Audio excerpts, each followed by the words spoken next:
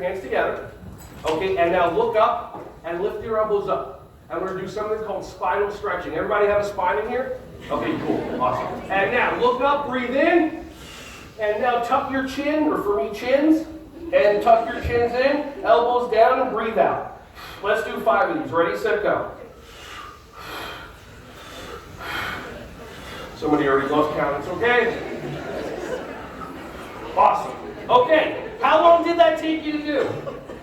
How many of you feel your neck moving, a little some popping? How many of you could do that during circle time?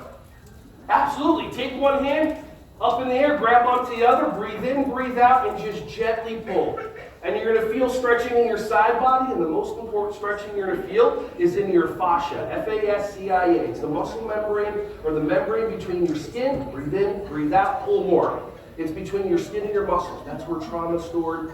And when you stretch this is beautiful. Now notice, breathe in, breathe out, pull. Notice if you're still stretching, or did your brain sabotage you?